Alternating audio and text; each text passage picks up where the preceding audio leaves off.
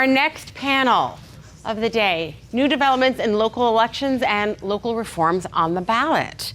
We have another esteemed panel, and our moderator today is Carol Moon Goldberg, first Vice President of the California League of Women Voters. Again, bios are online, but I'm sure many of you recognize Carol as a longtime advocate and leader in this space. So we thank her very much for leading our panel today. Carol, go ahead and take it away.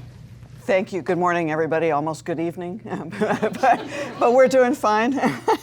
I would like to introduce, just by name and organization, our panel here. We have Lucas Brekke-Miesner from the Oakland Kids First. We have Aaron Robertson, Director of Political Voice and of Catalyst California, and Pedro Hernandez, Legal and Policy Director of California Common Cause. I forgot to mention that Lucas is the Executive Director of Oakland Kids First. And as Mindy said, everyone's bio, and they're impressive, so go read them. Just click on their names and you will find their bios. So in the interest of time, we're going to plunge right in. I have 4 general questions. All 3 will be answering them. First, before we discuss your work, let's talk about why election reform is needed. Why are they important to or for the people of California? And let's start with Aaron first, because he's in the middle. Good morning, everyone. I think Eric already beat me to the joke about the headshot not really matching, but I think I'm giving you a run for your money. I'm here in large part to talk a little bit about my work in Los Angeles on governance reform. So in terms of why reform is needed, a lot of it is that we have a representative government that doesn't work for a majority of its residents. Through the last 2 years of coalition work, a group called RLA has come together to try to address sort of a ground-up vision for governance reform coming out of the leaked audio tapes that happened almost exactly 2 years ago.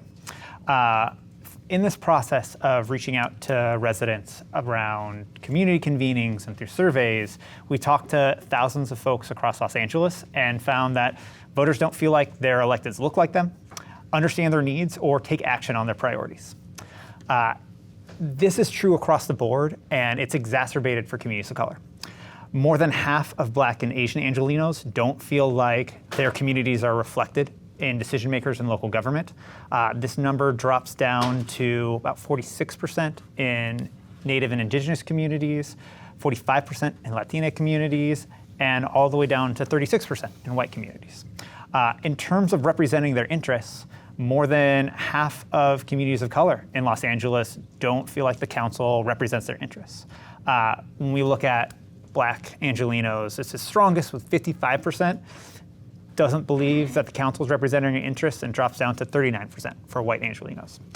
And finally, in terms of addressing their needs, Black, Asian, and Latina respondents were significantly more likely than white Angelenos to reflect that the council isn't taking up action on the needs in their communities, which is about a 59% response rate of little to no action in Black communities, down to a 35% rate in white communities. So reform is needed because we have poor representation, which leads to interests of specific communities being unheard and often ignored through the policymaking process. Thank you. Lucas, what do you have to say? Well, first thing I would say is I'm not an election expert. I come to this from community organizing and came through this because the young people we are working with wanted to fight for voting rights, and so I think I look at it sort of how are we expanding democracy to represent more voices, and kind of come from it from that perspective. But I think the biggest thing that stands out for me why election reform is needed is because I feel like our systems will atrophy if we don't keep pushing them forward. I feel like the starting point is well documented, right, around how folks feel relative to their representation, right? So it's like we're starting at a certain point where if we're only playing defense and trying to fend off incursions on democracy, and we're not forging ahead and figuring out how we are more expansive in how we're including folks in democracy, then we've already lost. So I feel like defense is how a lot of organizing campaigns come from a defensive stance, and that might win championships, but I don't think it gets us to democracy in any sort of true sense. So I feel like that's a big one. And also just relative to whose voices matter, it's also thinking about whose voices are not at the table relative to who has voting rights. And so that's another thing that we've been working on in terms of like how we're expanding that. And so, yeah, I'll stop there because I know we're behind on time. Thank you. And Pedro. Election reforms are needed because our current system isn't representative of everyone. I think for much of our state's history, we've been in this ongoing struggle to include the voices of everyone. 1911, is when voters passed initiative, referendum, recall as well, and also expanded women's suffrage at that time. And since that time, we've been kind of expanding voting rights, but also not fully fulfilling the vision meaningfully of voting rights, I would say. It's often fallen short to barriers like language, the criminal justice system, and also just lack of information. And we've operated under the assumption that our current system is the best we can do, but we know that it fails many Californians, especially those vulnerable and marginalized. Democracy, the word, isn't just a matter of showing up. It's about ensuring every voter, every person has a meaningful opportunity to participate without being constrained by artificial barriers. We have one of the most diverse populations in the country, and our election system fails to kind of reflect that diversity by, the diversity of language. It doesn't reflect the diversity of language materials, election materials that we ought to have in the state. If we want a democracy that's truly representative, it needs to be more inclusive, and election reforms help expand that inclusivity, ensuring that everyone, not just the empowered few, can shape the state's future. Thank you. Let's move on to what you all, I know, will be passionate about, and that is your current work with or for voters. What is the purpose of the work, and how are you going about accomplishing it? Let's start with Lucas, because you've got a really specific, interesting thing you're working with. Sure.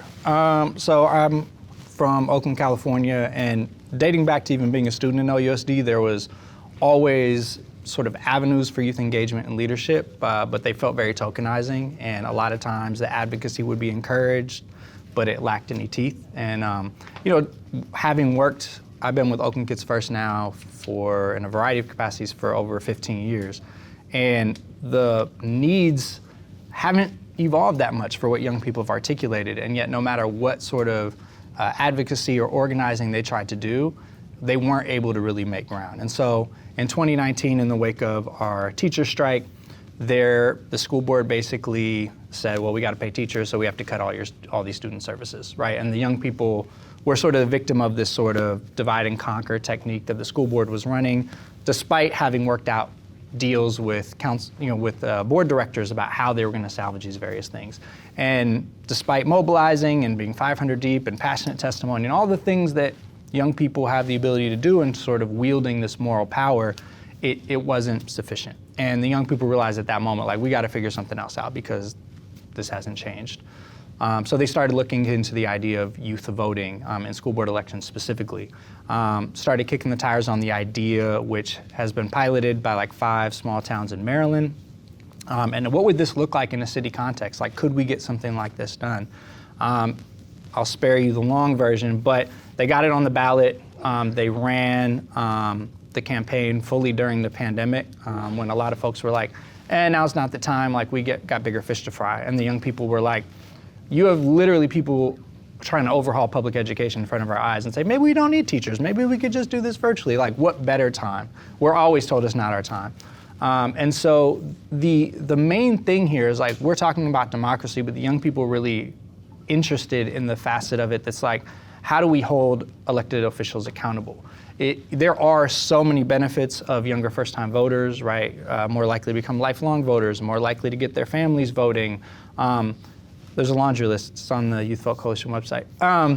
But it really became like, we are going to keep getting sidelined unless we are viewed as a constituency, right? Unless we have to be contended with. And so that passed in 2020, and then it's been 4 years of trying to fight to actually see it implemented. And I think that's, we could talk barriers later, but just because something gets passed, right, doesn't mean that something then gets implemented. And so I think I'm just really excited because right now we're doing a lot of civic engagement work. We have teacher champions at all the high schools.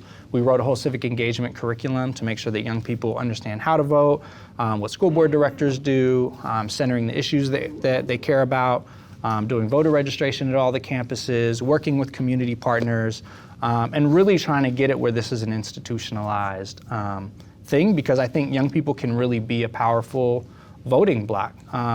Youth are the primary constituencies of our public schools and historically have had zero say, right? So this idea that they have some experiential expertise to contribute, I think is really, really valuable. And I think in Oakland at least, and I'm sure this is true for school districts around the country, the power dynamics have really been the teachers union and the charter industry, right? Like those have been the battle lines for the past decade relative to school board elections. So young people emerging as a potential voting bloc centered on their particular interests and what they're fighting for, which might not be on the radar of those other players, I think is really, really exciting. And I'm also just eager long term what that looks like in terms of that onboarding onto democracy and what that means for then the 18 to 34 demo as we continue to roll this out. So yeah, there's a lot of details there, but It's fascinating. And he'll be here at lunch, so you can ask about the details. So that Pedro isn't last all the time, can we move to you for Oh yeah, well I was really excited to hear about youth voting implementation. I was on a Berkeley commission, and we heard the announcement that the ROV was going to implement youth voting, which impacts Berkeley students as well. So that was really exciting to hear. And I also understand it from the Alameda has an elections commission, so the ROV made the announcement there as well. So that was really cool. My current work, I am focused on a number of different fronts. I think generally the work right now is really focused on building a democracy that goes beyond simply voting every few years. How do we think about democracy during odd years? How do we think about how we invest in our election systems during odd years too, but also how do we create mechanisms for everyday input into important decisions? One of the things that does happen in the odd year, and I'll just mention it because I was asked to comment on this, is what's being talked about a lot is the issue of local recall. So I don't know if folks remember back in 2021, the state convened a joint hearing of the Senate elections and the Assembly Elections Committee. And what they were talking about mostly at that time was the statewide recall system. And we were one of the only groups that actually came into that joint hearing and said, the actual issue that you need to solve for right now, another priority you should focus on is actually local recall because of how often recalls fell on odd years off cycle. I think it was half the instances fell during the odd year. And what that means is that much lower participation during those off-cycle elections, but also very expensive elections for those cities that have to pay to have that election be done as a standalone election. I think there was an estimate of like $800,000 for a special election for a mid-sized city. And that's a lot of money if you're a small city with facing the current budget that we have. So one of the things that led to, very excitingly, was AB 2584 Berman, who authored and forged that forward, giving cities and counties more flexibility in when they could hold that election to consolidate it with the statewide election, either the primary or the general election. And this came up actually in Alameda County as well because they had a struggle with their charter, the county charter, but they were able to move that election or hold that election during, or sync it to the general election, the statewide election, which was great to see. So we've been involved in Alameda County on some of these issues. We signed on a letter to have the ROV calendar that local recall to the general election because that would mean to a much more representative outcome. Since many more people actually turn out during those general elections. That's one part of it. But really, right now, also, we are pushing for policy changes that ensure in-language ballots and elected materials are available to more communities, not just the ones that are mandated under federal law, which is Asian language groups, Hispanic, Native American, and Native Alaskan are the 4 categories. That doesn't include Arabic, that doesn't include Persian, that doesn't include Russian. So these are some of the languages that are left out of state election laws. I'll end it there. Okay, thank you. And Aaron, tell us what Catalyst California is working on. Yeah, so kind of continuing with the local narrative, next week will be the 2-year anniversary of the leaked audio of 3 city council members, Nori Martinez, Gil Cedillo, Kevin De Leon, using some of the most foul, racist, anti-Black, anti-Indigenous language to discuss the inner workings of the redistricting process. When that got leaked, it was the graphic language that really caught national attention, led to the President Biden calling for them to step down, among many others. But it's important to remember the context of how that conversation happened. And the discussion of the city's redistricting process, which the City of Los Angeles uses an advisory commission to get input on the lines, but the council ultimately holds control over how those lines are drawn. And what we saw last time around was the council throwing out any input from the advisory commission, drawing its own lines in really rapid succession, was really why this dialogue was happening. And in the course of that conversation, they discussed in really detailed ways how they wanted to hoard power for themselves, bring economic assets into their districts, and minimize the power of political opponents, particularly within the Black community. When we think about representation, voting is one key component to that, but their structures in terms of how our districts are drawn and many other things are also a big piece of that equation. So in the last 2 years, we've been working together in a coalition. Shout out to one of our panelists who's going to be up next, Kristen Nimmers with the Black Power Network, who's been one of the leads in our coalition on the steering committee, have been working with residents to try to redesign how governance in Los Angeles works. This process has a lot of community input and engagement, trying to lift up our own agenda, and then working with the council through their own process to clean up their own house. We are at not a conclusion of it, but a big milestone with independent redistricting commissions for both the City of Los Angeles and the Los Angeles Unified School District going to the ballot in November. We're one of many groups, including the local chapter of the League of Women Voters, who's leading the committee, Common Cause, to get those approved. And we're excited about moving the city to an independent redistricting process, which we've seen work at the state level, at many other levels across Los Angeles, but also excited that the version of an independent redistricting commission that we have going to Los Angeles, we think is improved upon some of the other models that we've seen in the state by bringing in such a strong level of community voice perspective of how that should happen. Remove partisan mandates for commissioners, expanded criteria for commissioners to try to increase diversity, getting funding from the city to support community-based organizations to do outreach to folks that are underrepresented in these processes, both to solicit commissioners, but also to bring feedback to the IRCs. Expanding language access along the lines of a lot of things Pedro was just talking about, increasing mandates for community engagement and requirements on the commission. So we're excited about what this is going to lead to. We have our fingers crossed for what's going to happen in November about getting this passed. Yes, we have long ballots, and those shouldn't be a deterrent to people voting, but we really want them to get all the way to the bottom to vote for this obscure thing that most folks don't understand. So we're doing a lot of education around that.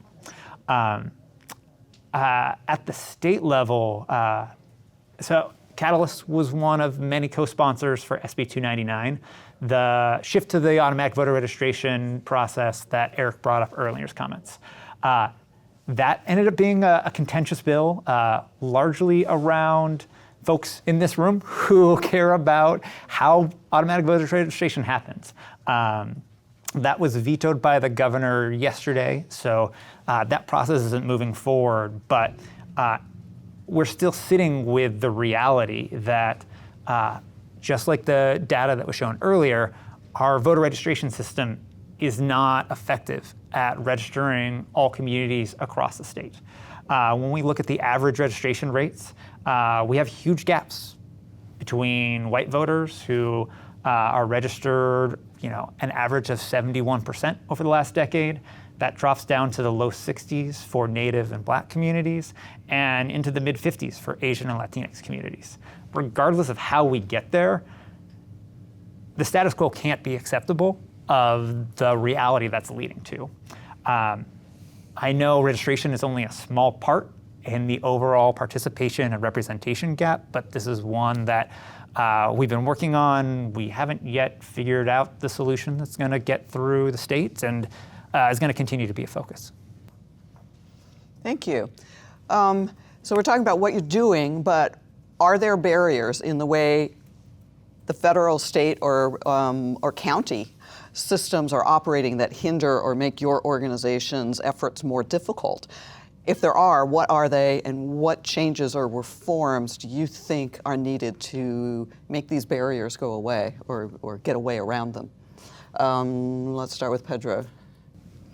Yeah, I think the biggest barrier to our democracy is the inequity that's built into the system, which is at the state and local level, the budget and how we prioritize money and monies to fund the kind of things that we think are necessary to have a flourishing local democracy and state democracy. As a result, there are many people who are left out for these reasons, and that might be a lack of translated materials, not having a fair map, and even just a lack of basic information about what's happening locally in their community. And these gaps disproportionately affect immigrant communities, and so that's one barrier is the budget. I think there's a cognitive barrier too, is that voting is still seen as kind of our primary mechanism of participation, but millions are kept out of the process for the reason I just stated. And that's why we need reforms that really center, I think, the concept of a just democracy, where we are expanding language access, we're ensuring fair maps, and we are delivering on these promises of voting rights. We need to invest in local journalism because there is a barrier there with lack of information, which plays a critical role in informing the residents of what's happening. I think empowering communities means ensuring greater transparency, and we also need to strengthen campaign finance laws. I wanted to talk about some of the pay-to-play bills that we helped and participate in, but I will say that campaign finance laws is going to be a big part of ensuring that there's trust and accountability. And then we also need to create mechanisms for community input that occur not just during the election cycle. We need to make this participation accessible for folks, and we need government agencies to be responsive to them so that every resident has the ability to shape local decisions that affect their lives. That's all, huh? Yeah. Okay, thank you.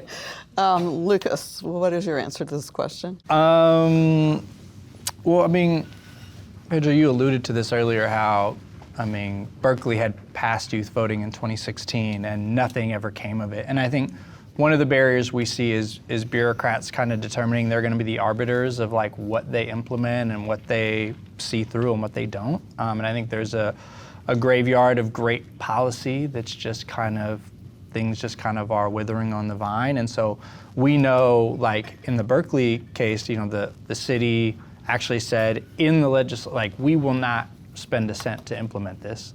And then the registrar never lifted a finger to try to figure out how to build that system. And so I think we knew going in that was going to be a barrier, and so we made sure that in the Oakland measure, there was nothing about the city not being able to spend money, but we also worked with the school district to hire an election technologist to actually work with the registrar of voters, recognizing that it is complicated. You do have to build a new voting system. This isn't easy, but also we need someone who's helping you through that process. And then we also had to have an outside community organizing strategy that was calling out the fact that you've been sitting on your hands for 4 years. And then another 2022 election came and went. And then there was a special election in 2023.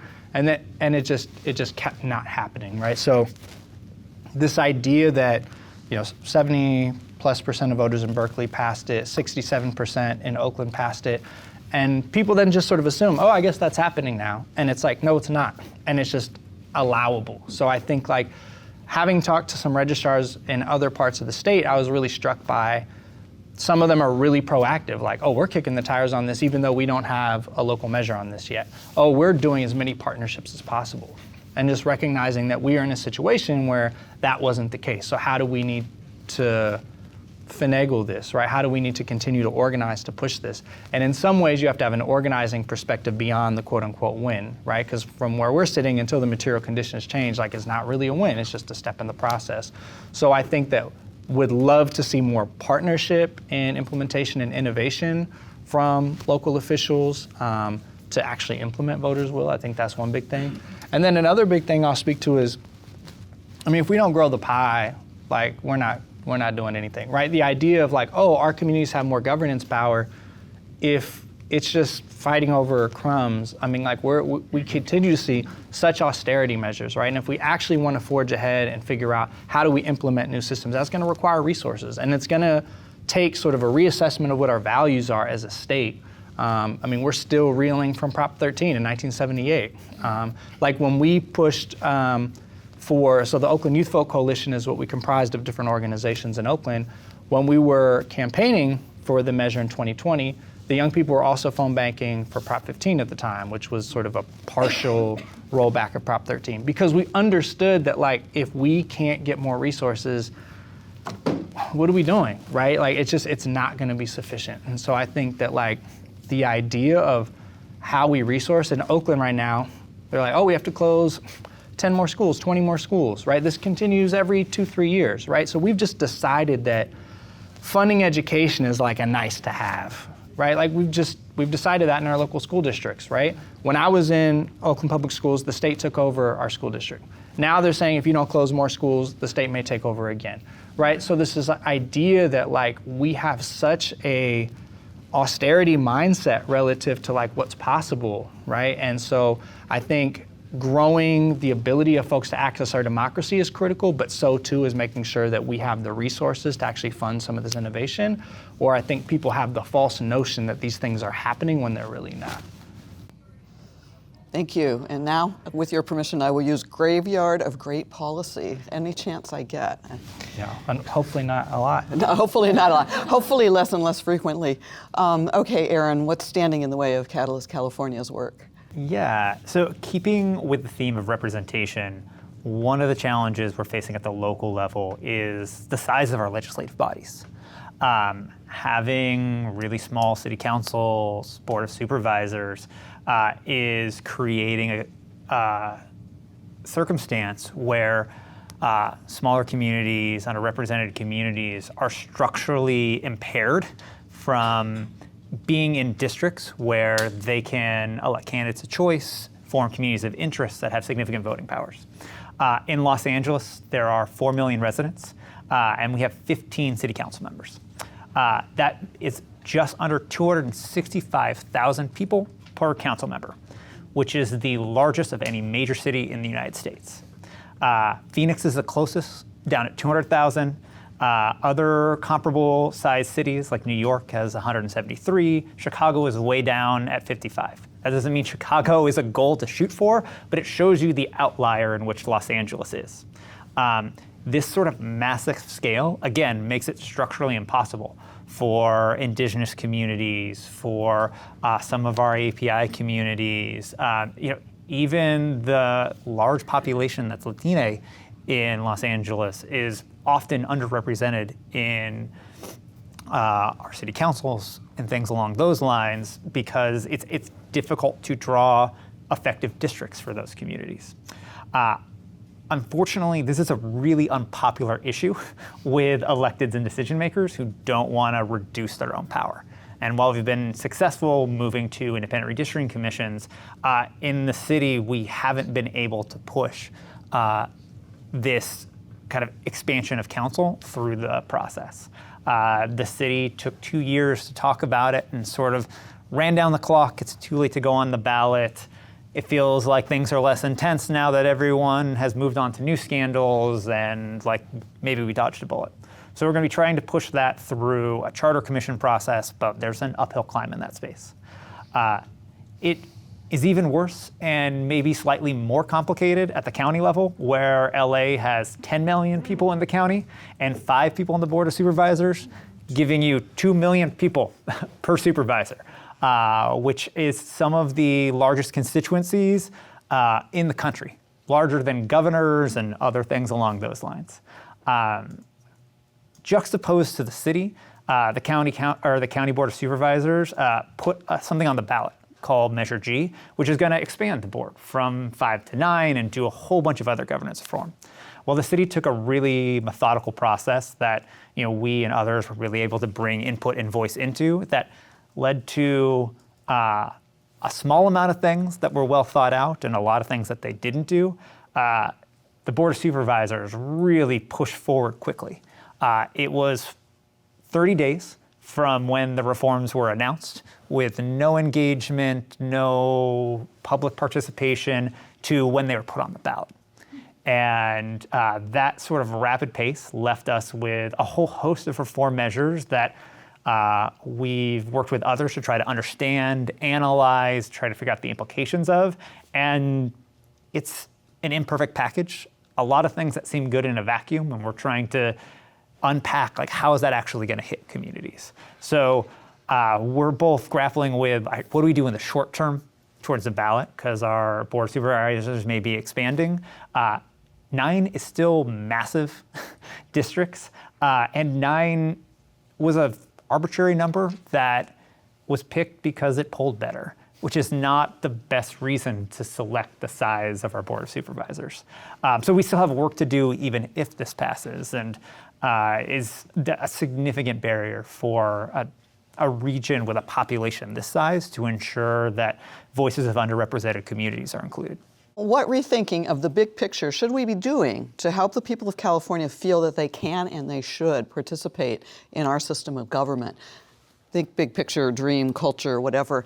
And where should our advocacy investments be made? And listening to you three talk, I think of like 15 things. So maybe we need to prioritize. Pedro, do you want to start? Yeah, I mean, there's 2 parts to that question. One is the rethinking, and then the second is the investments. On the rethinking part, we need to think democracy is something much broader than electoral politics. Democracy is fundamentally about people and power, and the people having power, and who has power, right? So these are the things we need to struggle with, is the questions of people and power, who can participate, who can't, and why. The act of voting, I think, is very important, but this is just one piece of a larger puzzle for California's democracy. So I think it's important to think about people in power, right, and the actual word democracy, and go back to it and explore what that means. However, first, so when we're thinking about actual investments in dismantling some of these barriers that we have, I think it's important to recognize that democracy thrives when people are feeling empowered by voting, right? So how do we empower people? I think we empower people with information to help folks overcome hurdles to participation. I think we need to also address the issue of language access. So this is in the top 3, right? And then the digital divide issue.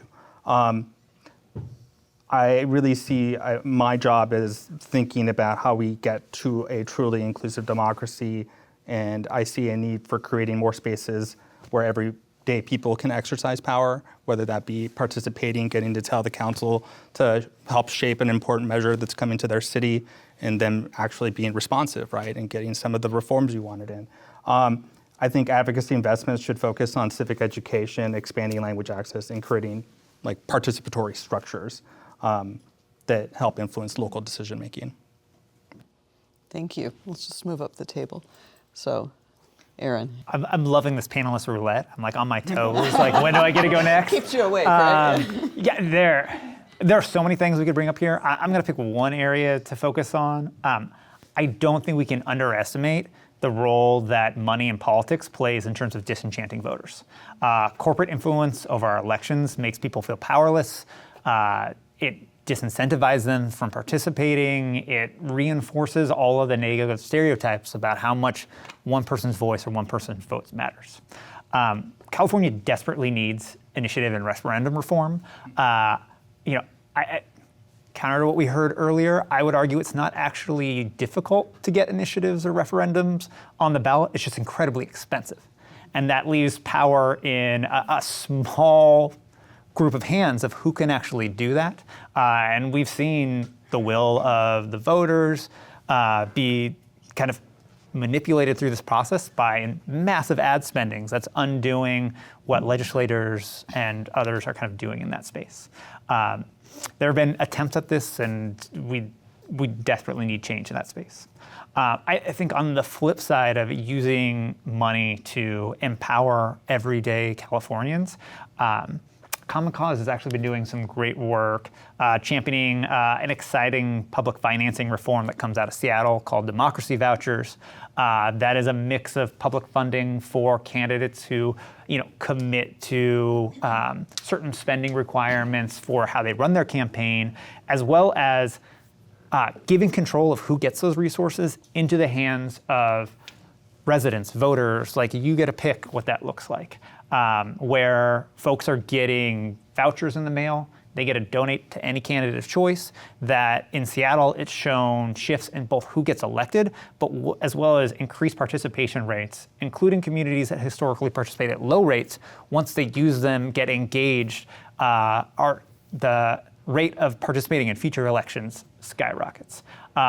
Oakland saw this pass only to get caught up in the budget process and not actually funded or implemented, and are stuck in that.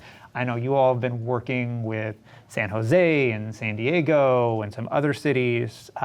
There's a movement in LA. We're talking in Orange County about how do we do this, because it's an exciting way to both help propel candidates without access to resources and build power in community to kind of shift how elections work.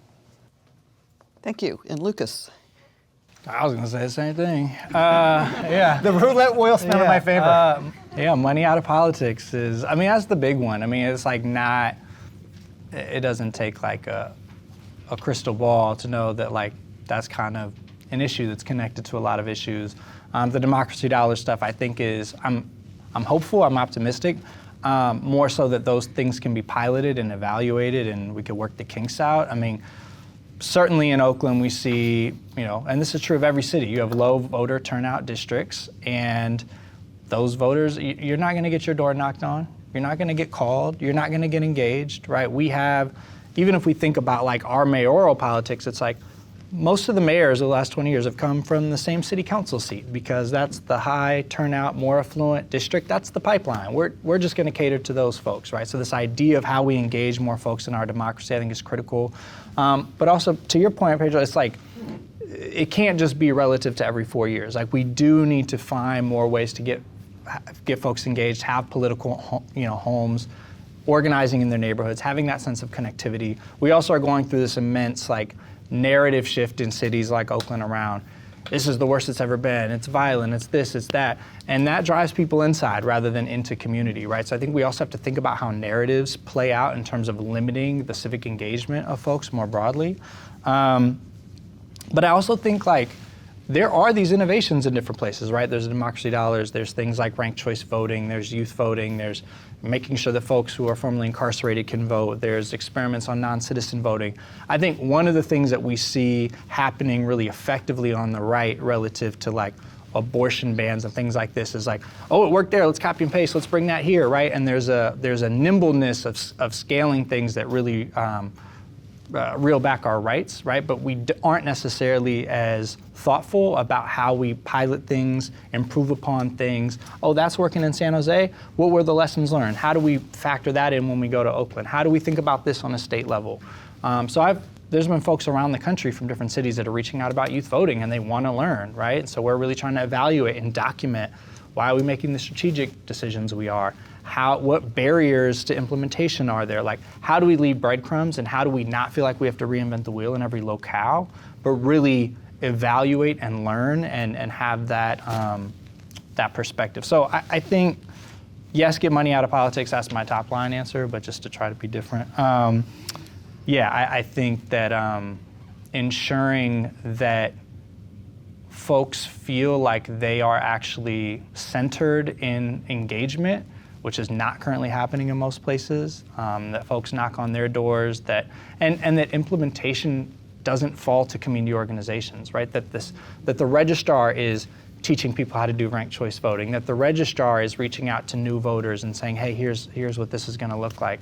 And then on the system level, like when we're implementing youth vote through Alameda County, Mount Berkeley's measure gets implemented. And because Runbeck is the election vendor and they figured out how to do it, that can be implemented any place that Runbeck runs elections. So how are we also communicating with other locales on that front, that like your implementation fight doesn't need to take 4 years because that should be a feature of the system that you can activate. So those are other things that I'm hopeful about.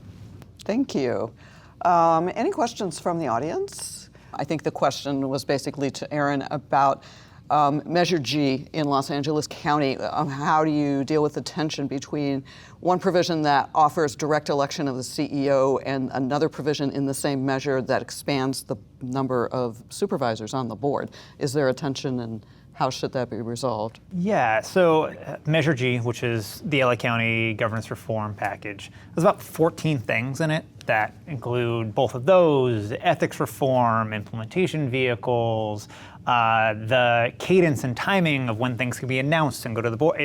It's an omnibus of governance reform.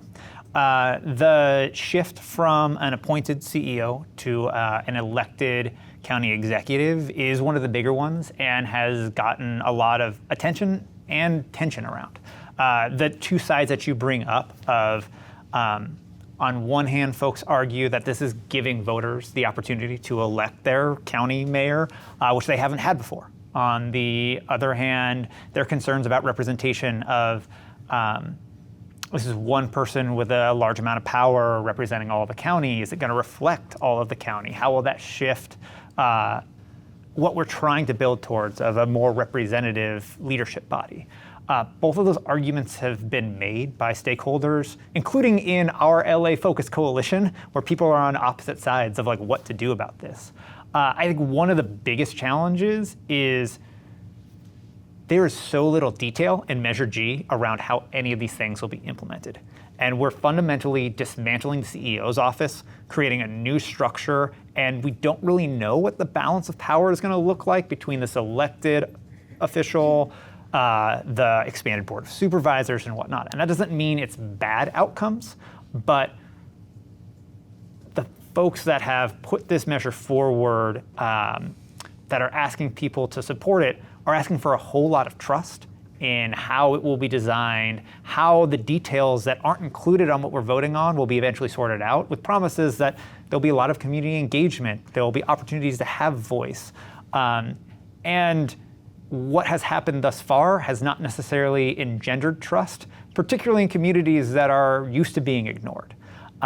So it's really hard to have a strong position on what will happen, where there'll be benefits, where there'll be detriments, because we don't know so many details of how that'll work out, which is like the tension folks are feeling right now of like the status quo isn't working, and how willing are we able to just jump into something new? And folks I have a tremendous amount of respect for, work really closely with, are on opposite sides of that based upon their current circumstances and their historical experiences. Question was, is ranked choice voting still considered how did you put that? An effective reform. The folks working on ranked choice voting expansion are working on ranked choice voting expansion. I think they see the path towards any sort of statewide efforts for ranked choice voting to really be focused on seeing the reform be implemented in other places in California. So so it's not just this, the San Francisco Bay Area that has ranked choice voting, but maybe there's a Central Valley city that sees the value in doing that, right? I think the county of Santa Clara is considering that as well on a ballot measure.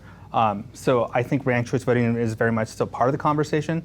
Whether or not there could be legislation that's passed with the current governor, I think it's a question, because he was pretty strong in his veto message that he wants to see more jurisdictions and learn from other jurisdictions' experiences with the reform. I mean, I think it's been good in Oakland. There's a lot of people that would disagree with me, especially the people who get the most first place votes and lose the election. Definitely haven't been historically huge fans of this. I think one of the things that I mean, beyond the cost saving of having the instant runoff feature, I think you get folks that can actually vote for who they want to vote for, right? Like the fact that people can make their concession choice as a second choice rather than like, well, like I think it helps us actually document like where voters are at, right? In terms of we look at sort of how many people in this country do not vote and how they don't feel like the two-party system, speaks for them. I think ranked choice voting is an opportunity on the local level to really start getting folks familiar with the idea of like, this is who I really like. And then if once they get ruled out, then my vote goes to this person. I think that there's been some critiques of the rollout and the vote, the voter education process right around how this actually works. It has been also really interesting to see like how the coalitions between different candidates shake out, and that's all. I agree that I think these as pilots and like evaluating these is going to help in the long run, but I think it's a cost saver, and I think it helps us really, register where we are in terms of our individual politics, and not just kind of like, oh, I guess I'll do that over there. Like that's a built-in feature, but it doesn't have to be the top line.